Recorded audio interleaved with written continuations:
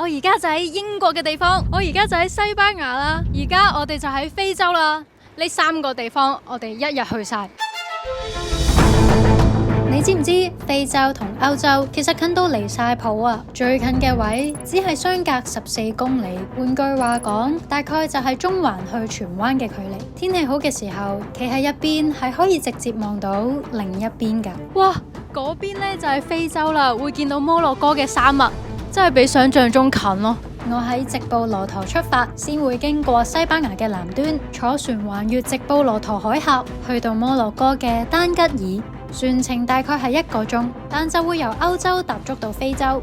咦，嗰邊咪係歐洲咯？今日嘅任務 BBO 第一次去非洲插旗。哎呀，頭先呢真係真人版嘅屍殺列車。估唔到而家啲摩洛哥人識講廣東話喎。咁到底點解咁近冇一條橋連住2個州呢？點解唔起條隧道，好似海底隧道或者火車直達呢？究竟會唔會有啲咩秘密？我哋係唔知嘅呢。今集我哋一齊去非洲行啦，好熱啊！其實天氣超好。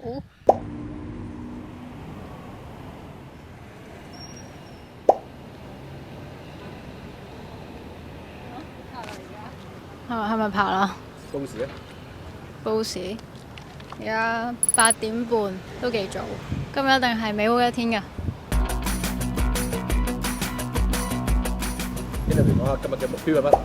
今日嘅目標就係要橫越直布羅陀嘅海峽啊！我哋而家咧準備就去港口，然之後咧就搭船去呢個非洲嘅大陸。雖然咧聽落好似好遠咁樣啦，但係其實係好近㗎咋。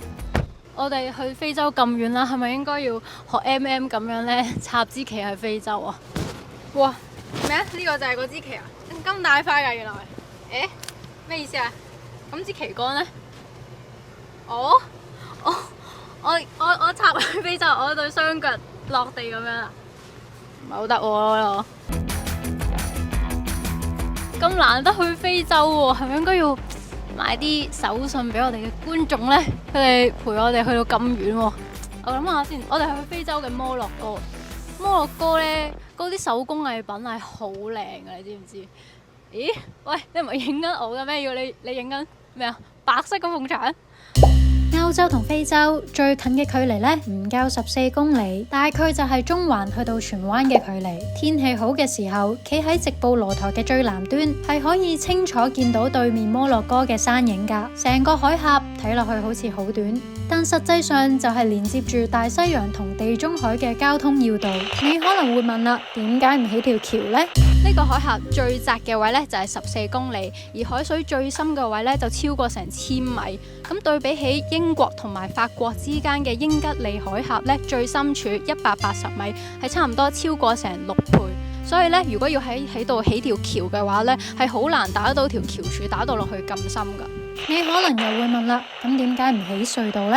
直布羅陀嘅海峽呢，又深又複雜，仲有斷層啦同埋地震嘅可能，所以呢，其實係好危險㗎。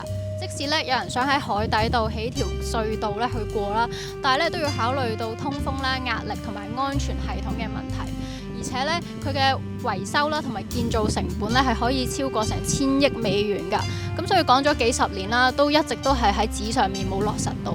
橋起唔到，隧道又太難，咁由歐洲去非洲，而家最快嘅方法其實就係坐船啦。不過你要先由直布羅陀過境去西班牙，再去到附近嘅港口，先可以搭船去摩洛哥嘅丹吉爾。你可以一路睇海景，一路感受2個州嘅距離有幾近嘅。咦？點解嗰度有個人企咗喺度嘅？唔係佢啊，係佢啊，係咪救生員嚟㗎？我哋由歐洲去非洲呢，其實都係要搭船嘅。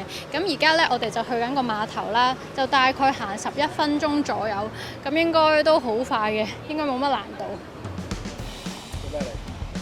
我要戴翻個頭巾啦，因為呢度好曬啦，但係我又唔想戴帽呢，壓扁咗個頭，好唔好睇？獸面㗎，仲有獸面功能，同埋防曬，同埋遮頭皮，條巾仲好輕，方便攜帶。咦，我要揾一揾個買飛個位先。架船呢，就喺呢度。你想問佢有冇出現呢架船？點算？我冇想像過。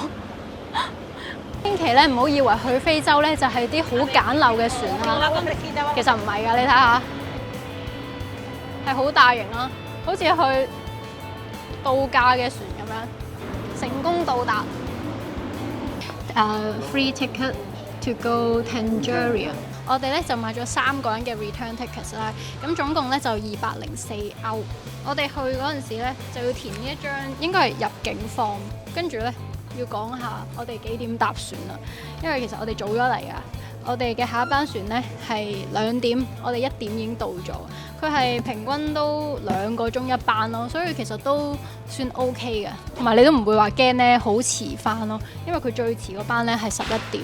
睇到呢張船旗咧，有一種中環去澳門嘅感覺。我話要行出去。啱先咧同咗有一個都係住喺摩洛哥嘅人傾偈啦。Salam or the original Arab things it's Assalamu alaikum, but in Morocco we say Assalam。跟住之後咧，佢話摩洛哥係 Blue City 咯。佢話你會見到好多藍色啊！我而家已經見到。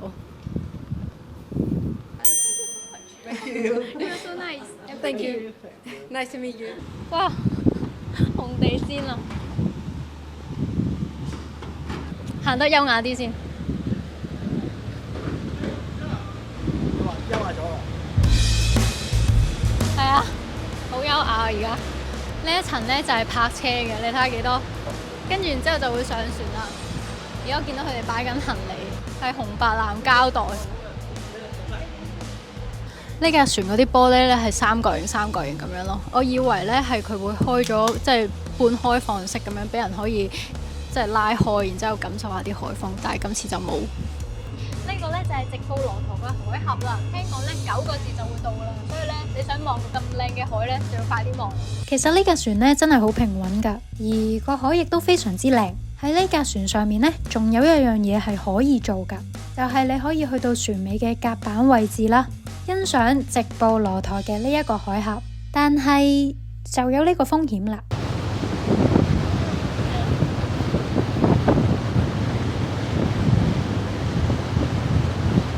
我入翻去整翻好個頭啊！我哋啱啱咧搭完船之後就入境啦，跟住咧就以為嗰度可以即係已經係嚟到非洲就可以拍下嘢咁樣，點不知咧原來佢哋有警察嘅地方咧都係唔可以 take video 噶。跟住之後我哋就要交個相機啦，同電話啦，同埋一個呢個咪俾佢，咁樣 check 一 check，同埋 delete 咗啱先拍咗嘅一少少片咁樣咯。跟住咧有一個女人咧都會走過嚟同我哋講：哎呀，呢度嘅 police 咧係唔可以影噶。另外一個感覺咧就係一出嚟嘅時候咧，咁就會有一啲攬住個牌啦，應該係呢度嘅職員，跟住就話想 show us around 咁樣啦。咁開頭咧就以為佢係想收錢咁樣，但係佢話係 free 噶，咁可能就係想收 tips 咁咯。我估千祈唔好以為呢啲係送水啊，雖然佢會行埋嚟問 Do you want water， 跟住但係其實咧佢係想收你錢咁樣咯。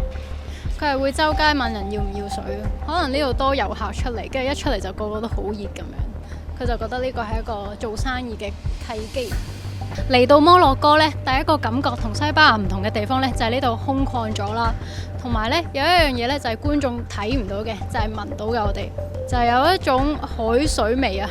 有啲人會話覺得腥腥地咁樣，但係我覺得 OK， 因為我幾中意海，好腥鹹油。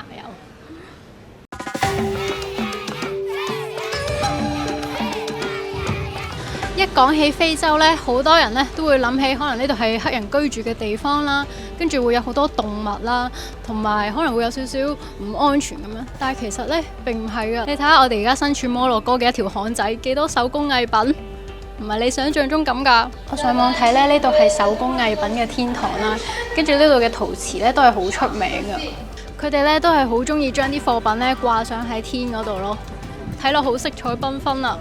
呢間 cafe 咧用直布羅陀個名嚟改㗎，因為咧呢度咧就可以望到直布羅陀啦，而直布羅陀咧亦都可以望到摩洛哥，所以咧佢哋嘅關係咧係好密切咯。哇！呢個咧係真正嘅麵包車啊，好多包喺度。見到嗰部機，你諗起啲咩呢？留言話俾我哋聽啦。我哋而家咧就準備去食呢度好出名嘅羊肉鍋啦，但係咧我哋竟然遇到一個諗都冇諗嘅問題咯，因為我哋咧本身咧就係諗住嚟呢個摩洛哥1日噶嘛，所以咧嚟嗰陣時咧係冇唱到摩洛哥幣噶。如果佢一間唔收卡嘅話咧，我哋就只能夠估佢咩味啦。我哋去咗咁多個地方，我哋居然今次咁失策。好啦，各位觀眾，我哋而家入緊張嘅音樂，就睇下我哋可唔可以喺度食到羊肉鍋啦。摩洛哥屬於北非，以清真嘅飲食為主，羊肉係最常見同埋最高級嘅肉類，而羊肉塔津或者叫做羊肉鍋就係摩洛哥最出名嘅食物。我哋揾過噶啦，呢間係附近最出名噶啦。Can we pay by card here？ 可以過嚟啊！ tortilla, sweet potatoes, all salad. 啱啱咧喺廚房行咗個圈啦，啲嘢食咧睇落係好好味嘅，但係咧呢度有一個好大嘅問題，就係呢度係冇風扇啦，冇冷氣，係好熱噶。但係嗰度有部冷氣喎，係咪呢度啲人覺得而家唔熱啊？但係我真係勁熱啊！呢一餐咧就係我哋成功達陣嘅摩洛哥餐啊！咁咧呢個咧老細就話一定要嗌嘅，呢個係摩洛哥人好中意食嘅前菜啊！老細好踴躍啊，俾咗好多餸我哋，烤魚、炸魚咁嘅嘢。呢一個咧佢就係必食嘅海鮮盤啊，咁咧就有啲炸魚啊、蝦。跟住呢一個係就係嗰個羊肉煲啦，原來呢個係好細碟嘅咯，整咗2個鐘嘅呢一樣嘢。我唔係話特別中意食羊肉啦，但係我覺得還好嘅，接受到。佢係一種咖喱味嘅，不過咧係好淡嘅，撈埋啲肉咧一齊食咧，佢係會令到成個肉係再油膩啲咯。因為本身咧個肉係啲蟹口，我見到好多台咧都有嗌嘅，係咪摩洛哥版嘅 fish and chips？ 咦，有種蟹肉味喎，佢純粹係咁樣輕輕炸一炸佢咯。佢嘅骨都比較多啊，但係未去到話咧好多細骨咯，就咁食嘅話。總結而言咧，我係覺得 OK 好食嘅，因為我係自己好中意食海鮮啦。咁佢呢一碟海鮮咧，嗰個魚係驚豔到我嘅。咁但係如果專登嚟食個羊肉啊或者其他咧，我就覺得麻麻地啦。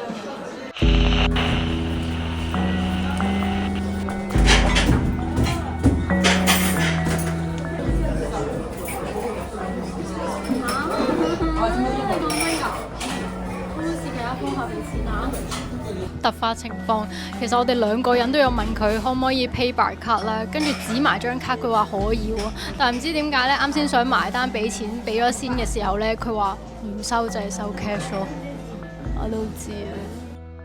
製作組即刻出咗去試下撳錢，但係發現原來摩洛哥用香港或者英國嘅提款卡撳錢係一啲都唔容易。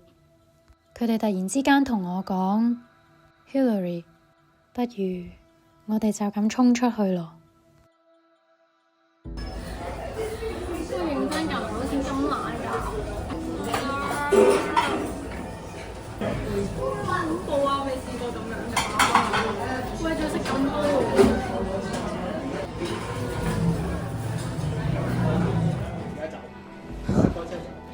我跑好慢啊！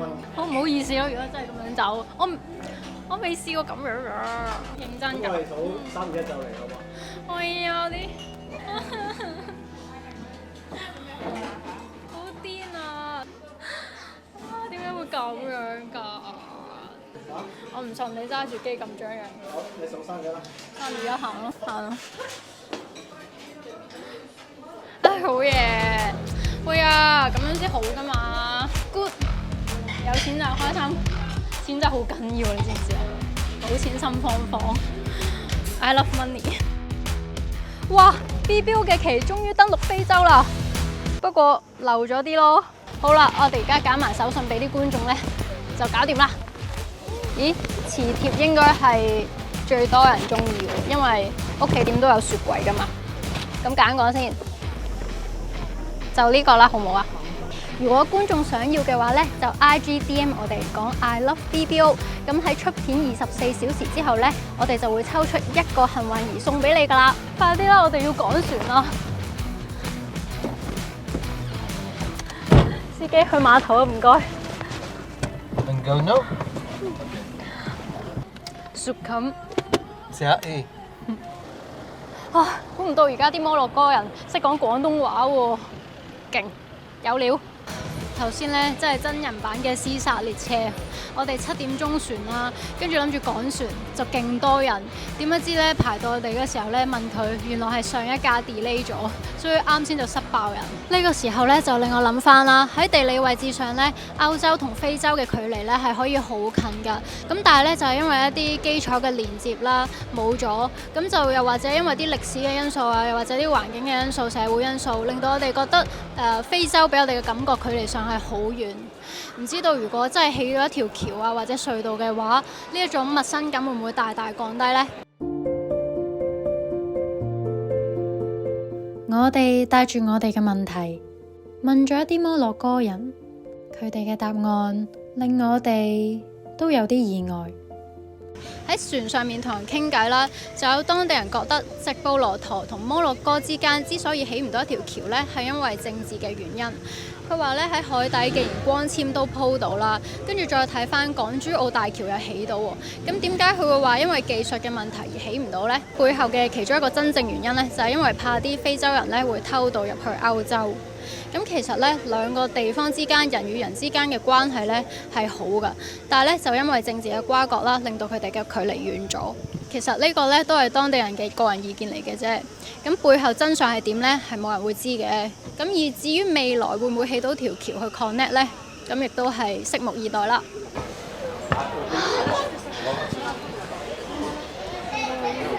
終於上到船啦！拜拜啦，非洲！希望下次嚟嘅時候冇咁辛苦啦〜